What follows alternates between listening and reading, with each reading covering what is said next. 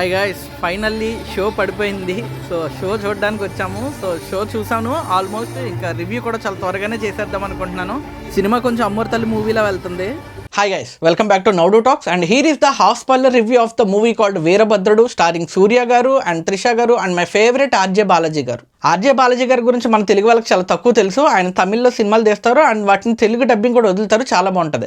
And ఆయన తీసిన ఫిల్మోగ్రఫీలో one of the best film వచ్చి అమ్మోరు అనే మూవీ. మీరు ఏదో చిన్న డివోషనల్ మూవీ అనుకుంటారేమో. ఎస్, ఇది డివోషనల్ మూవీయే, కానీ చాలా లైఫ్ లెసన్స్ ఉంటాయి.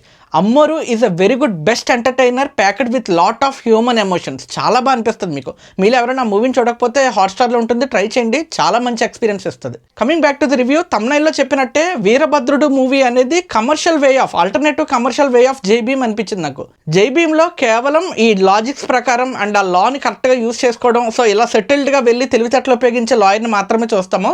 బట్ అలాంటి లాయర్కి కోపం వచ్చి మన హీరో లాగా వెళ్ళి నరికి చంపేసేలా ఉంటే ఎలా ఉంటుంది అనేది ఇందులో చూపిస్తారు. అండ్ స్టోరీ ప్లాట్ విషయానికి వస్తే, యాజ్ యూ ఆల్ నో, ట్రైలర్లో చూసినట్టే ఒక అమ్మాయికి తమిళనాడులో ఒక అమ్మాయి ఉంటుంది. ఆ అమ్మాయి తన తండ్రిని తీసుకుని తనకు జరిగిన అన్యాయాన్ని బేస్ చేసుకుని కోర్టుని ఆశ్రయిస్తుంది. అండ్ ఆ అమ్మాయిని కేసుని మన త్రిష గారు టేకప్ చేస్తారు. సో ఆవిడ జస్టిస్ కోసం ఫైట్ చేస్తుంటే ఆపోజిట్ లాయర్ అయిన మన ఆర్జే బాలాజీ గారు ఆయనకున్న తెలివితేటలని అండ్ తనకున్న రౌడీజాన్ని, తనకున్న కాంటాక్ట్స్ అన్నిటిని ఉపయోగించుకుని గెలవడానికి ట్రై చేస్తూ ఉంటాడు. సో అమ్మాయికి జరిగిన అన్యాయం ఏంటి అండ్ తను ఎలాంటి పెయిన్ అనుభవించింది అండ్ కోర్టులో తను వేసిన ఆ కేసు ఏంటి అండ్ దాన్ని ఆర్జే బాలాజీ గారు ఎలా టేకప్ చేశారు అండ్ ఎలా కట్ ఆఫ్ చేస్తున్నారు, త్రిష గారు వీళ్ళిద్దరికి మధ్య ఉన్న ఆ రోల్ ఎలా చేశారు అనేది మీకు రెస్ట్ ఆఫ్ ది స్టోరీ కాదు, ఫస్ట్ హాఫ్ ఆఫ్ ది స్టోరీలో తెలుస్తుంది. సో ఫస్ట్ హాఫ్ అంతా కూడా ఇలా కోర్ట్ రూమ్ డ్రామాతోనే నడిచిపోతుంది. And then comes the best commercial second half. మీలో కొంతమందికి అనిపించవచ్చు, అరే ఫస్ట్ హాఫ్ వెళ్ళినట్టే లాజిక్స్ ప్రకారం ఎమోషనల్గా తీసుకెళ్ళిపోవచ్చు కదా సెకండ్ హాఫ్ అనుకోవచ్చు.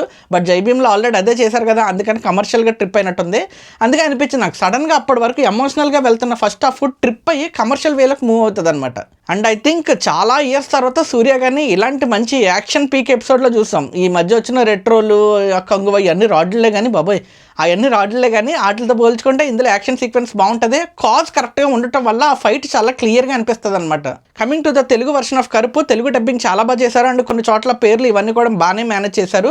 బట్ తెలుగు డబ్బింగ్ వచ్చి ఓన్ వాయిస్ ఇచ్చారు సూర్య గారు, చాలా బాగా అనిపించింది. ఫస్ట్ కొంచెం మీకు కంజెస్టెడ్గా అనిపిస్తుంది, ఎంట్రా బాబా అనిపిస్తుంది. బట్ తర్వాత మీరు you get use to it అనమాట, చాలా బాగా అనిపిస్తుంది. And I forgot to mention, ఈ కేసు ఎవరైతే వేశారో ఈ అమ్మాయి ఒక మలయాళీ యాక్ట్రెస్. అసలు ఈ అమ్మాయికి ఉన్న పొటెన్షియల్ వేరే లెవెల్. అసలు ఈ అమ్మాయికి ఒక షార్ట్ ఫిల్మ్ చేసింది, పేరు గుర్తులేదే, షార్ట్ ఫిల్మ్ చేసింది తన మలయాళం యాక్టర్స్ అండ్ కొన్ని సినిమాలు కూడా చేసింది, జిమ్ఖానా ఇలా కొన్ని సినిమాలు చేసింది.